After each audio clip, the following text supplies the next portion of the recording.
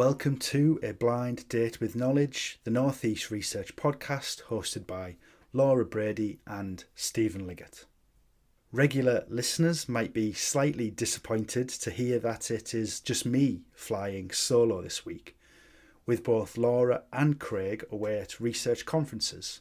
But please do listen out for a catch-up episode soon where we'll hear news and stories from these events at the very heart of new and exciting research developments. We'll get straight into the podcast this week. As a person who stammers, it was a very special conversation about a subject really close to my heart and with a person that I have huge admiration for. I was delighted to invite Ria Bernard onto the show, a speech and language therapist, researcher, and the current CEO of the charity Action for Stammering Children. Ria is a very passionate advocate for speech and language therapy, whose own research is having a huge impact, influencing speech and language therapy policy at a national level.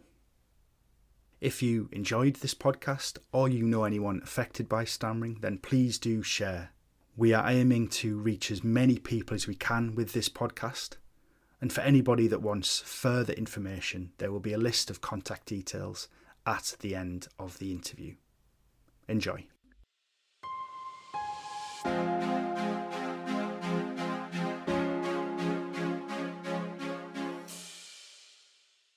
So I'm delighted to introduce Ria Bernard. Thank you very much for joining us this morning, Ria. Thank you very much for the invite. So just as a very quick introduction, you do have quite an extensive CV, and so you are a trained and experienced speech and language therapist that started working in primary and secondary schools in London. You then went to University College London, where you did your MSc in Neuroscience, Language and Communications, where you did a bit of research with transcranial direct current stimulation. Is that right? That's the one, yes. That sounds very exciting. And then you moved on to a PhD at the Faculty of Brain Sciences at University College London, where you did a bit of research in the link between stammering and mental health in children and young people. Again, something that I think will be fantastic to speak to you about today. And then you became the chief executive of Action for Stammering Children. So with all that in mind, and we'll focus on each of those things in turn. But can you just start by talking about your journey into this area and the reasons why you've focused on speech therapy and speech research? Absolutely, thank you. And you reminded me of a few things that I forgot I'd done. So to start with, I thought it might be useful just to talk about how I got to speech therapy, because a lot of people sort of ask, it's allied health profession. When you talk to lots of people, they will often say, oh, a speech therapist, yes, I know one through some family member or who's engaged with them. But actually, in terms of kind of general public health policy, we often don't hear that much about them, I would say. So some people do say to me, well, why did you go into that? And I suppose there are two key reasons. The first is, and I'm not just saying this because I'm the CEO of Action for Stammering Children, I actually wanted to work with children who stammer. That was why I was interested in becoming a speech and language therapist. And I was quite interested. I'd known a couple of young people growing up who had a stammer, and then I think I watched a TV program and I saw the impact it had. I thought, oh, that looks like something I'd like to be able to help with. And then, in terms of the profession, I suppose it was on my radar, kind of interested in a career that would allow me to make a meaningful impact on people's lives, and one in which I can build a relationship. I really like people, so actually being able to work with them closely, to me, was not a job. It became kind of a a career and a life. So with that very much in mind, I actually became much more aware of the impact of the profession through a family friend. So very sadly, a friend of ours, my father's, went to the dentist one day, pulled out a tooth, and they found that he had a tumour that had to be removed from his jaw. And it was a very good, happy ending. So he was very well, but the impact of taking that out of his jaw meant that it had a significant impact on his speech and his swallowing, to the extent where he just couldn't communicate with his family in the way he had done before. And he had 6 months of intensive speech and language therapy to work on that. And hearing him say that the moment of breakthrough was when he turned to his wife and said, "I love you," was just, I think, to me, I signed up to the course. I thought, you know what? If I could give back just to one person, then I felt like I'd given something back. So that's sort of a big part of where speech and language therapy came into my life. Brilliant. I just find that journey really interesting, because as a person who stammers themselves, I'm always somewhat surprised that fluent people are kind of interested in the non-fluent speakers. So thank you very much for talking about that, because I think that it shows that the benefits to helping people are absolutely tremendous.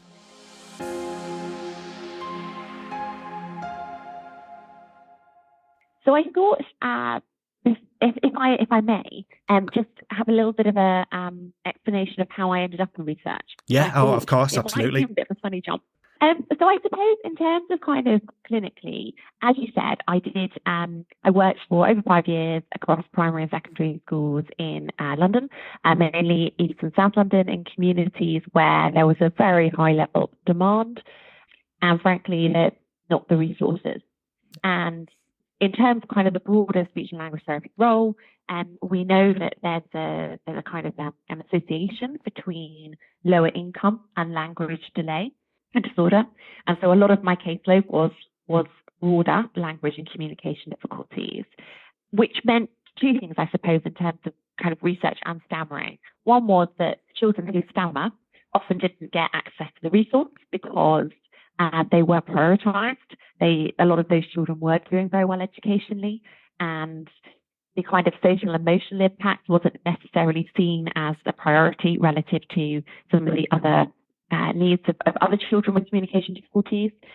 And so I suppose that just led me to start thinking, well, could I use my clinical experience to inform policy that would be able to provide greater access to more families, and to kind of inform evidence-based policymaking, which is my passion and part of the reason I'm in this role. And so I suppose I was already pretty passionate about the role of research in informing and influencing policymakers, particularly thinking about how you combine frontline experience with research evidence. And then through kind of my work with Baby and Society, which is a think tank, the oldest think tank actually, that looks at kind of social and economic policy, and my fellowship with Parliamentary Office of Science and Technology, I realised to my delight that it wasn't just a case that there was a need for more evidence-based policy and that it can influence, that research can influence policy, but that there was an appetite for it, and there were a load of other people like me, and it was really exciting. So that's kind of what led me to think, well, maybe the next step for me is research.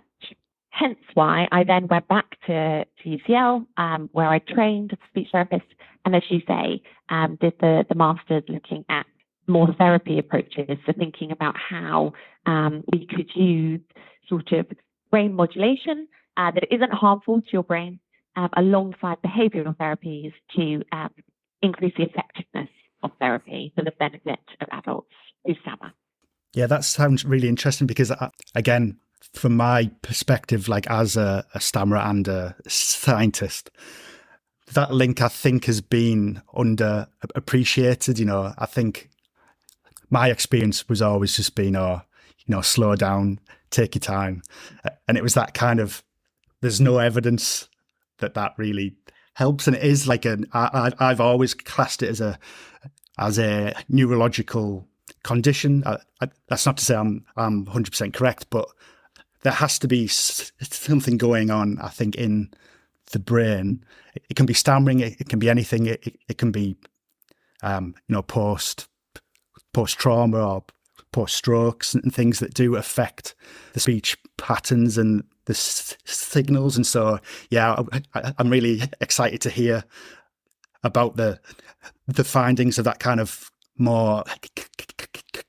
It's a bit more of a clinical focus on it instead of just the slow down and take your time option.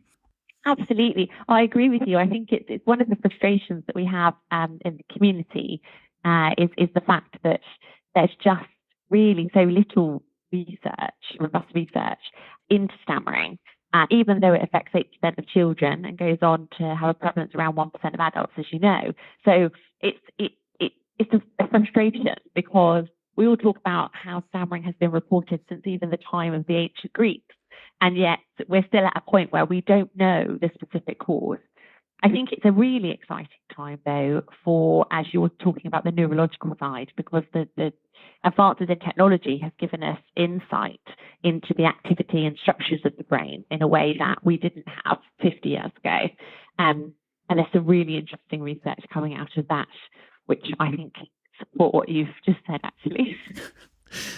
Well, I'm available for jobs if anyone's listening. So kind of a theme of this series as a whole has been this kind of looking at kind of healthcare and health services like holistically, and we'll touch on it a little bit later about like your policy influencing and kind of my passion at the minute is like health inequalities, and you mentioned a potential link between like the poorest communities and maybe speech development in children, and so that'll be something that we maybe touch on later. But it was kind of the breadth of your research that I found really interesting, because then you then do look at like the mental health aspects of stammering. So you've got the full range of research, and I suppose if you look at clinical research and the outcomes that are now tracked, it's a bit of both. It's the raw data for tests or for scans, and it's also tracking patients' quality of life and the effects of treatments.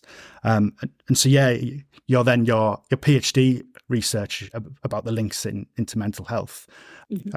Can you talk a little bit about that? Is that okay, Ria? Absolutely, of course. And I completely agree with you. I think it's really nice and really important, not just nice, it's important to see that there's an increased recognition of research into the kind of the holistic impact of stammering. I think for a long time there was a focus on the speech disruption, but actually we need to think about the broader needs of a child through development, because that has an impact, as we know, on adulthood and one's potential. So my research was investigating whether children who stammer are at risk of elevated anxiety and depression symptoms relative to children who don't stammer, but also looking at factors that might serve to influence that relationship or that association. So in terms of kind of the literature broadly, I guess there are a couple of things here that are more sensitive, that are important to acknowledge when we think about anxiety and depression in stammering, particularly in children. So I suppose the first one is the fact that over the years, the way that stammering has been viewed and understood has changed. Previously, it was very, there was a strong argument that stammering was a logical condition, that it was caused, in a crude way, it was caused by anxiety. And then there was, there's a school of thought around stammering itself causing anxiety, so the switch of those relationships, and then also a school of thought that's kind of a co-occurrence. And my research would, I would argue, support the third one, about a co-occurrence of stammering and anxiety symptoms in some children who stammer. So not all children who stammer will go on to have elevated anxiety, but there certainly are some that relative to children who don't stammer do. And I suppose that got me thinking, alongside my clinical work, where I was working with children who stammer, and there are lots of characterizations, aren't there, of stammering, of the person and the personality associated with stammering. Yeah, absolutely. A lot of, I don't know about yourself, Stephen, but I hear a lot of kind of nervousness, anxious, they're withdrawn. That, yeah, you've ticked every aspect of my personality there, Ria, I think so. And I think it was interesting to me working with children because they were so individual. And it sounds a really obvious thing to say because every child is individual. But sometimes with stammering, I felt that there was a pattern of sort of assuming that stammering was all the same, the impact was the same, the child's personality would be the same. So really, just a big group, a big homogenous group. And I thought to myself, I don't think that's the case. I think that I've worked with all these different children. And quite frankly, apart from the fact that they work with me on stammering, they couldn't be more different. Yeah. And how interesting.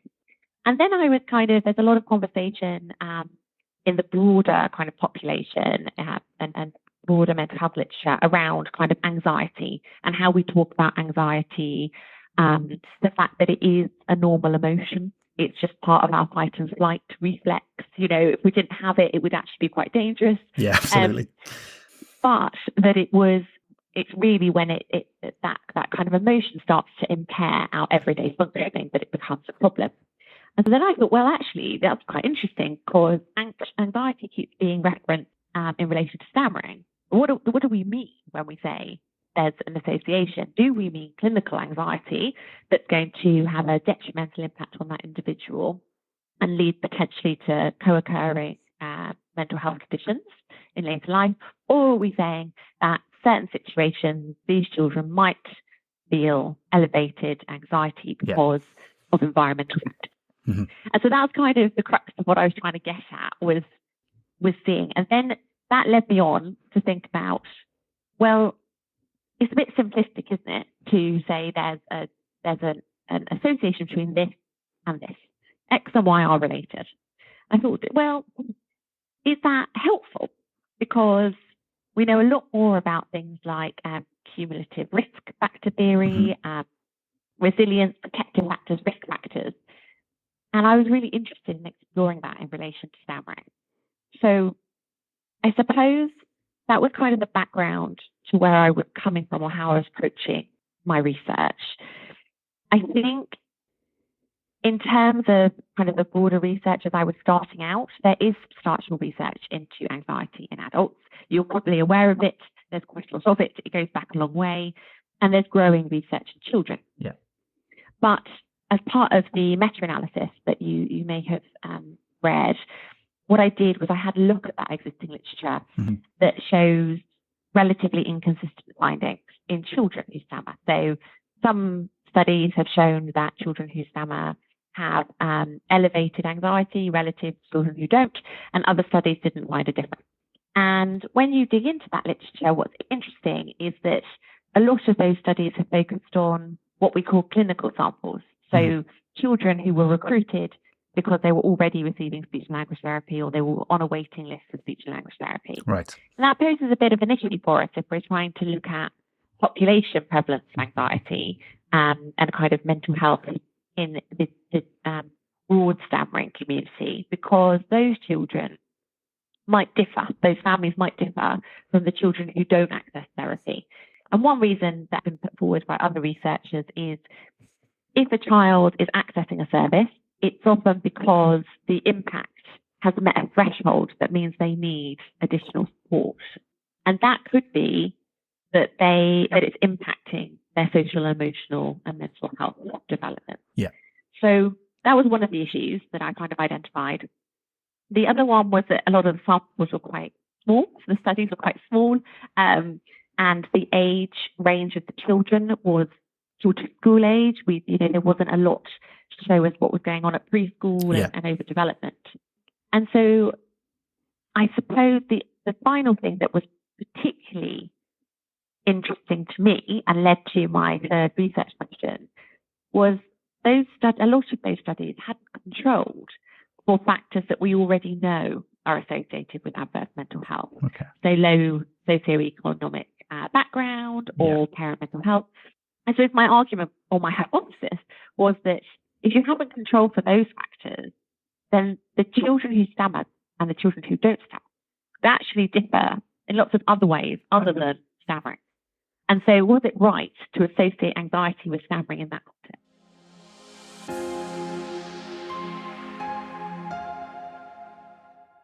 The big reveal was that, as is always the case with research, there's a couple of different key kind of headlines. So the first one I just thought I'd kind of come to straight away is that from the two studies that I looked at, so one that looked at school-age children, comparing children who stammer with children who don't stammer, and a longitudinal piece of research using millennial cohort study data, I found that some children who stammer do go on to develop elevated anxiety symptoms relative to children who don't. However, I didn't find any evidence that the children and young people who stammer present with clinical levels. And that's really important because if we think about kind of how we support those children, we need to have a think about, can we support them with their everyday emotional development and well-being and prevent any kind of longer-term clinical level symptoms. And the context for that I should have mentioned at the beginning is that a lot of the literature does show a tendency towards social anxiety disorder in adults who stammer. Mm-hmm. And so what's going on between sort of adolescence and adulthood that sees that more consistent finding in adults and inconsistent finding in children? The other thing that I wanted to highlight from that research was that in the study in which we tracked symptoms over time, so we looked at internalizing symptoms, which fundamentally includes anxiety and depression. There was the millennial cohort study, is a birth cohort study, population study. The sample that I was using was about 17,000 children. About 565 children had reported a stammer at some point in development. And I had a look at plotting their symptoms on a measure of their internalizing symptoms, so through the Strengths and Difficulties questionnaire, between the ages of 3 and 17. And in that study, what we basically found was that there wasn't a difference over the course of development in internalizing symptoms between children who stammer and children who don't stammer. However, there was a difference when you looked at children who stammer with co-occurring language difficulties. Right. And that was really interesting clinically because there is a link, an acknowledged link between language and communication disorders, including autism, ADHD, developmental language disorder, and adverse mental health. And I was interested in whether if you stammer and you have a co-occurring difficulty, does that increase your risk? Yeah. And those kind of trajectory models would suggest that yes, probably not that surprising to your listeners because it's a second difficulty, but it's an important one when we think about clinical referral and making sure we check whether language and communication is developing as it should be. I focus a lot on anxiety because there's less evidence of depression from my research. I did look at it. The reason I looked at it was because there's a co-occurrence of anxiety and depression. Yeah. So that's just important to note. My kind of conclusion suggests that possibly because depression tends to develop later in the general population anyway, I might just have had younger samples, and therefore we didn't pick it up. Equally, my growth curves of the millennial cohort study didn't look at depression exactly. It looked at the whole internalizing symptoms.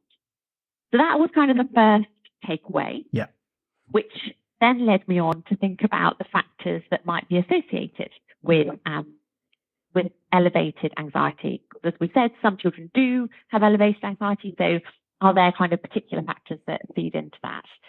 And I looked at a number of family, child, and contextual factors. So, for example, family, I was interested in family mental health. So, that mum or dad or a close relative had anxiety or bipolar. Child factors such as age, sex, also thinking about some of the stammering factors such as frequency or severity as the child would term it, and then looking at contextual factors such as bullying. Mm-hmm. Now, from that, what was interesting was that in the first study, which was looking at the school-age children who stammer compared to children who don't, we found that family factors, so parent mental health, was significantly associated. So it did have an impact on children's anxiety and depression symptoms. So children who had a parent with adverse mental health had higher symptoms of anxiety and depression. And also an interesting kind of interaction with bullying and age. So children who were bullied showed more anxiety, which neither of those probably are hugely surprising because they are known risk factors in mental health, but they're important because many children who stammer are bullied. And given that this is a community who experience high levels of bullying, in terms of thinking about how we best support those children, anti-bullying initiatives could not only help with their experience at school, but also try to offset adverse mental health. Yeah. And then the final study allowed me to have a look at factors associated with those clinical levels of anxiety and depression. And so the threshold for meeting those was higher. We didn't find that children and young people who stammer were more likely to have those clinical level symptoms, but I was just interested in the factors that might be linked to clinical level symptoms. And we found that, again, parent mental health was pretty persistent in predicting clinical level symptoms on 5 different measures of mental health, but also female sex. And again, not surprising because there is a higher level of anxiety in girls and boys, especially as they get older. But in stammering, there is a sex ratio that means that more boys stammer than girls. Yeah. And therefore, what I felt was important here was highlighting to clinicians that if you have a girl who stammers, who's referred to you, think about the kind of risk for mental health that might be elevated based on that demographic factor. And then the last thing that I was just going to say, because I realised I've been talking quite a long time. This is absolutely fantastic stuff. Thank you, Ria. Is that one thing that my research couldn't do was look at environmental factors that are more associated, that are specifically associated with stammering. So, for example, stammering severity has been looked at a great deal in relation to anxiety. I could look at that in my empirical research where I looked at those school-age children because I asked the children about how they rated their stammering on a scale. And I found that there was no effect of stammering severity on their anxiety and depression scores. And that's really interesting. And it supports the bulk of literature out there that also has found no association. Some studies have, but a lot have not. So that was really interesting. There's obviously a question there about how we measure stammering severity and whether that measure was really effective in picking up any association. And then, but lastly, I suppose I just wanted to highlight it because it is a flaw of the study. So I was able to look at lots of those putative risk factors and make the point that in future research, we should definitely be controlling for those if we're comparing children who stammer and children who don't, and identifying factors that seem to be particular risk factors for children who stammer in development of internalizing problems. But we do need more research into some of those other environmental factors.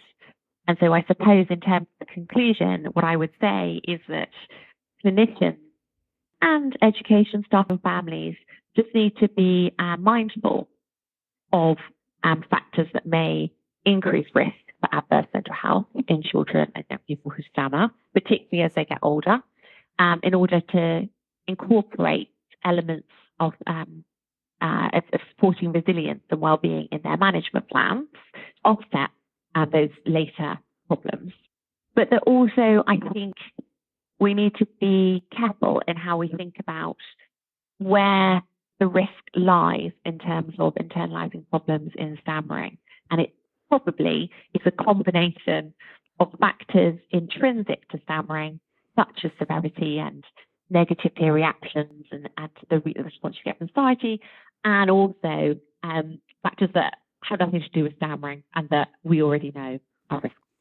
The things that I've just been jotting down as you've been speaking, and I think it's really interesting that treating anything, it's starting to require like a joined up approach. So again, a theme of the conversations that I've been having recently and trying to put it into context of other conversations that we've had. So there was a consultant who treats respiratory diseases, and so the focus was just always on treating, the symptoms of that.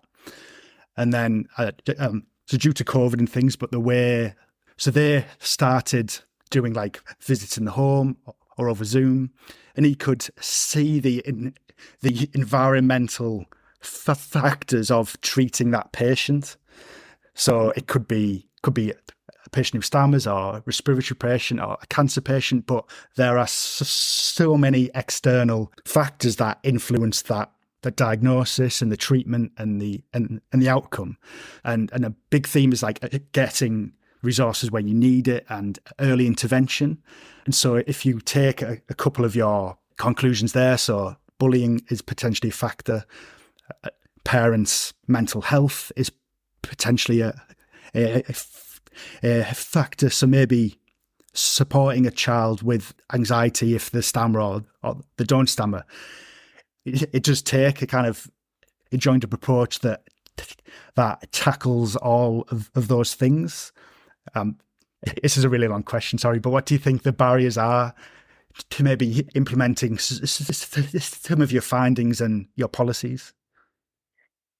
It's a really important question, though, and I'm really glad that you asked it, because I think this is the point of doing research. But I think firstly, I think that the big issue that we need to talk about is access to services, mm-hmm. and that's, in my mind, twofold with two different hats on. So the first one is, we know that speech and language therapy services across the country are under a lot of pressure.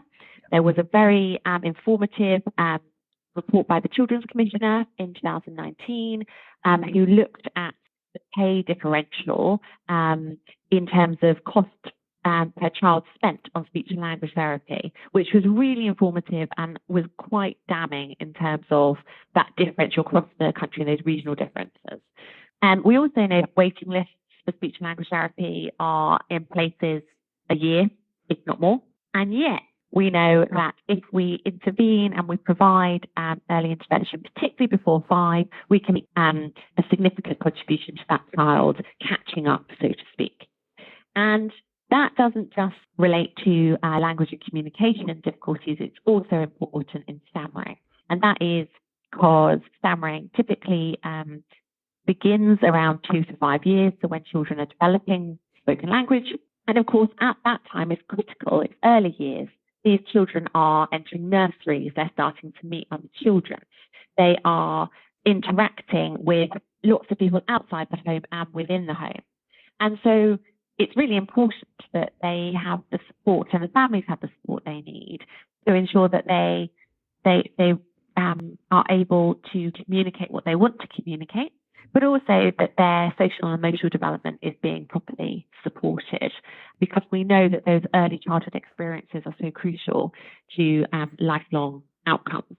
So I suppose the first barrier is actually speech and language therapy provision in the UK, and within that, the kind of the access to the specialist resources for stammering, and the fact that stammering is one of the speech and language and communication needs that children might experience, and speech and language therapists are the profession who work with those children, but that we know that lots of children don't get access to specialist services that they should or may need to fulfill their potential.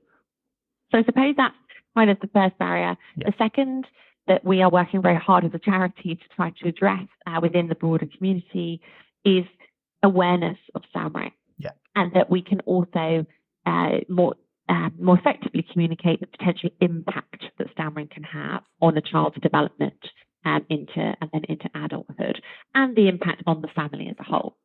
And so I suppose in regard to that aspect, one of the barriers that we have is societal attitudes and public perception. Yeah, 100%. I can see you smiling, and I'm totally right. It's really frustrating because it means that there are lots of misconceptions and misunderstandings about stammering. I think that, and perhaps this is because I'm optimistic about human nature, but that when people who stammer face negative reactions from others, that is to do with people misunderstanding and not knowing how to respond appropriately and how to support that person. There are, of course, people who just are mean, and we need to definitely weed that out, and we're working on that too. But our route in terms of Action for Stammering Children is very much going along kind of training and empowerment and information and education. And like everything in this world, the more education you have, the more able we all are to serve our communities and inform kind of more effective ways of working together. So I think that in terms of a barrier is a big one. And linked to that, I will stop talking, is early intervention in terms of early years. So one of the barriers that I think exists is that in terms of schools and early year settings, understanding stammering, prevalence of it, the impact it has, the way the challenges children might experience in the classroom and in nurseries is really important. And what we kind of need to get at, and what we're hoping to do as a charity, is to get into those settings and train staff to identify stammering early, to know the referral pathways, and then to be able to implement strategies that create a more positive and inclusive communication environment.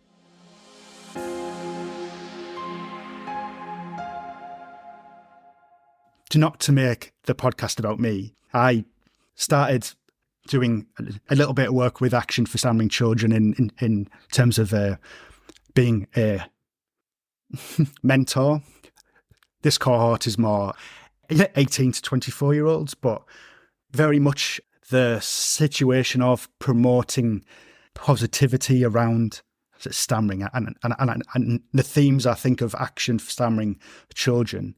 It's a shame I came to it kind of very late on in my own development, trying to turn your mindset into, to be proud of it, to find a supportive community. And a tool I use a lot, and it's helped in my own development, is to disclose my stammer to new people kind of as quickly as possible.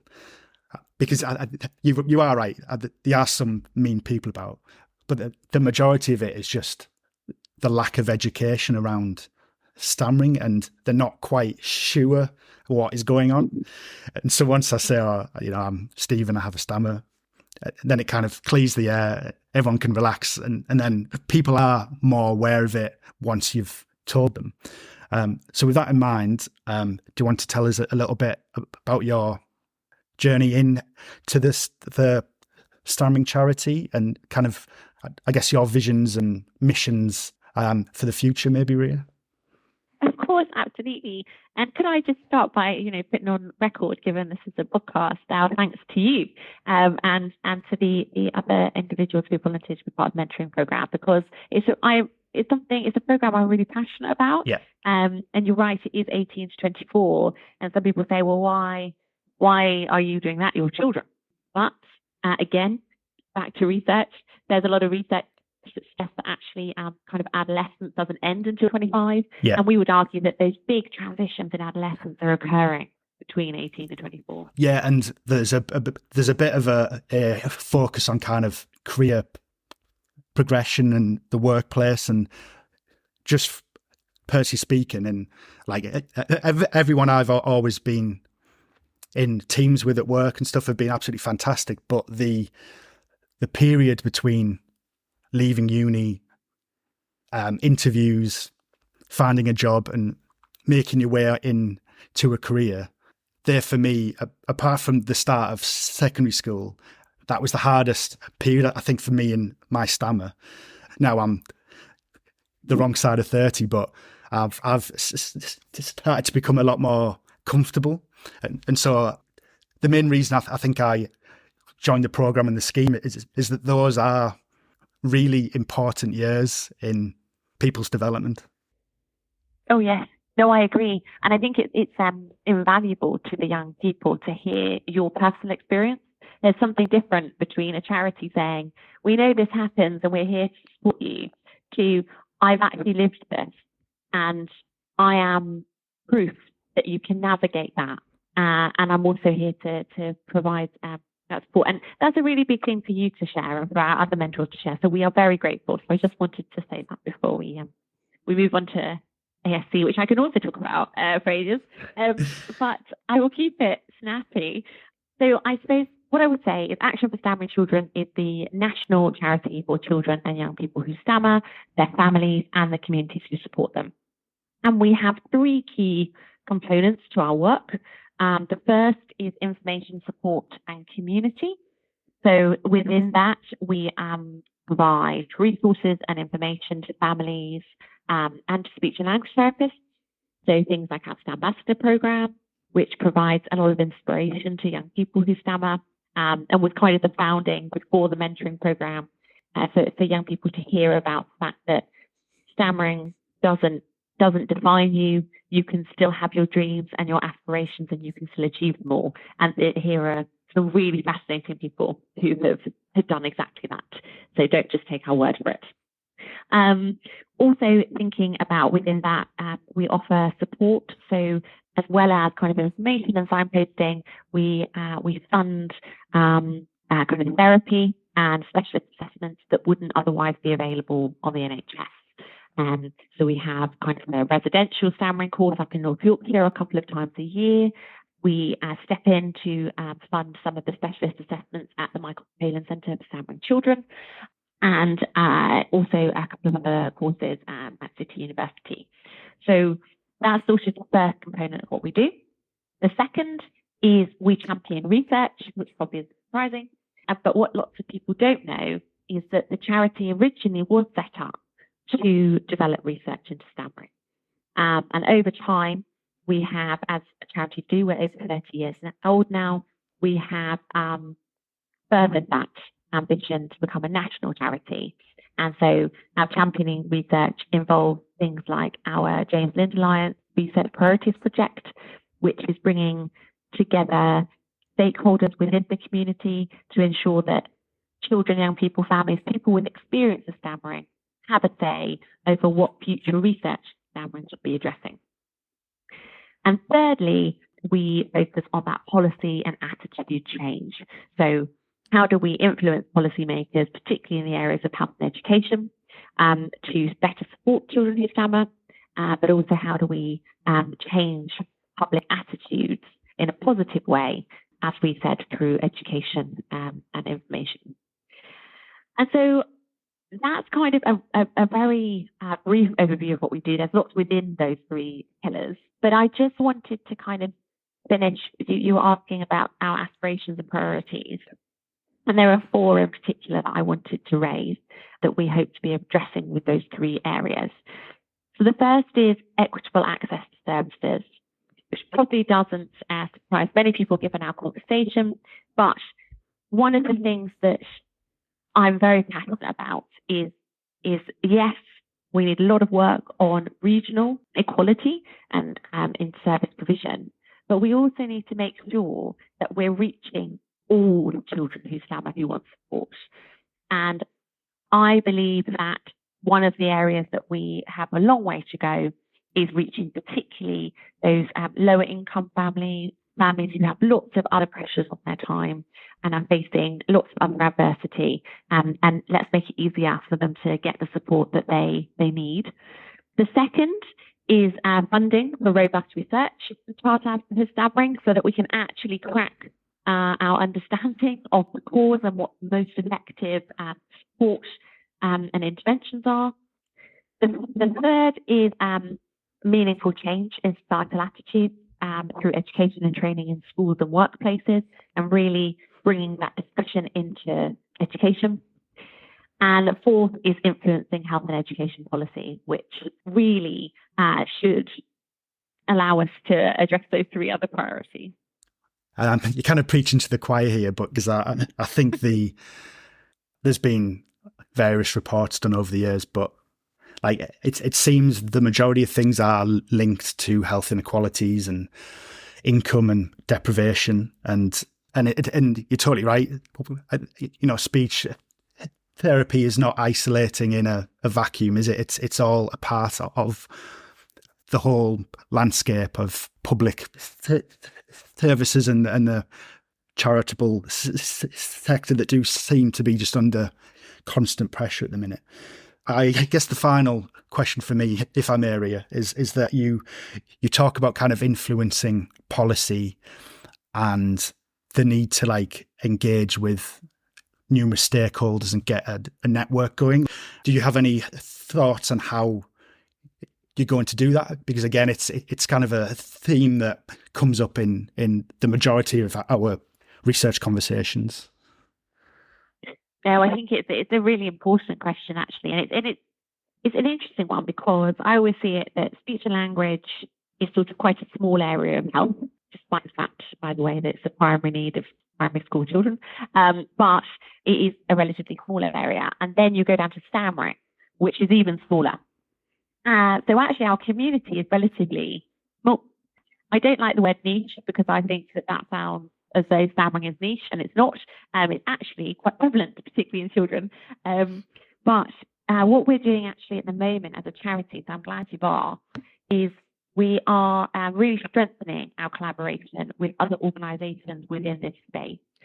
So we have, we're really pleased with our really good working relationships with Stammer, with the Royal College of Speech and Language Therapists, with City Lit, amongst a host of others. And what we're aiming to do is to kind of coordinate a bit of a network so that we can share aims and objectives and think about how we can work together as a sort of, shall we say, a more powerful force in numbers to achieve our aims. And those aims are very much being informed by individuals who experience stammering. This isn't about top-down talk, this is about bottom-up. This is about saying, what do you want to see? And we're here as your advocates to support for that. Fantastic. Very last question, I promise. I have personally found this conversation very interesting and inspirational. So I guess it would be your vision or where you see kind of speech therapy provision and kind of the community of stammering. Where do you think that will be in say 10 years' time? So, in my ideal would be that we would have a system in which, as you say, speech and language therapy is very much integrated into the offer for health and education for children who stammer and children with other speech language communication needs, and the access to that is equitable across the country, and that would require greater funding, greater resource, but also greater prioritization of language and communication skills, which quite frankly are pivotal to society. You cannot, the challenges you face with difficulties of communication in a world that depends so highly on communication. It's so, we've got the evidence for that. So if I'm honest though, I think it's going to take longer than 10 years. Yeah. I think that we just keep seeing speech and language and communication needs in children's development slide off the map. Even in the pandemic, there was some initial kind of energy, can we say, over the fact that children in early years particularly were really struggling with developing language and communication, and there was a lot of interest in that, and what do we do? And I'm concerned that is rolling back a bit and it shouldn't take a pandemic to put it on the map. No, it shouldn't. And I mean, feel free to come back for part 2, because I was really interested in your report into COVID and the childhood care and education. And like you said, it shouldn't have taken a pandemic to maybe bring the focus onto certain things, but I do worry that the opportunity for change is starting to slowly slip away. The way that, I mean, again, this could be it's a different conversation for maybe another time, but like the way that we conduct research, the technology that we could be using. Yeah, it was a chance to pause, reset, start again. And I just worry, because of the pressures on services to just maintain this high performance, that you just revert back to business as usual, like a bit too quickly. But again, thank you so much for your time, Ria. It's been a real privilege to speak to you this morning, and I do hope our paths will cross again. I'm delighted to be involved in the charity, and I will, fingers crossed, continue to do so. Just before you go, I guess, have you got any contact details for your charity? I mean, I'll give them out again at the end of the podcast, but if there is anyone, a parent of a child, or people who are just more interested in getting involved in maybe research as a whole into speech and language therapy, do you have any channels of communication for them to access, Ria? Absolutely. Thank you for that opportunity. I should have said this. I'll be in trouble with my board for not mentioning all our contact details. So you can find us on our website at Action for Stammering Children, and you can also access us via social media. So we have a Facebook, Twitter, Instagram, and TikTok account. But possibly, if you have particular queries, you can always email us at info@stammeringchildren.org.uk. Very professional, Ria. I can see why you're the chief exec. That was excellent. No, thank you again for joining us. And this will be shared on the normal platforms. Please do provide feedback to me, and do get in touch with Action for Stammering Children if you do need so, and you want any further information. But once again, thank you so much for your time. It's been an absolute pleasure. Oh, no, me too. I have to say it's been wonderful. Thank you, Stephen. And thank you very much for the opportunity. I've really enjoyed the discussion, and I could talk to you all day. No, we'll definitely do a part 2 at some point, 100%. Sounds great.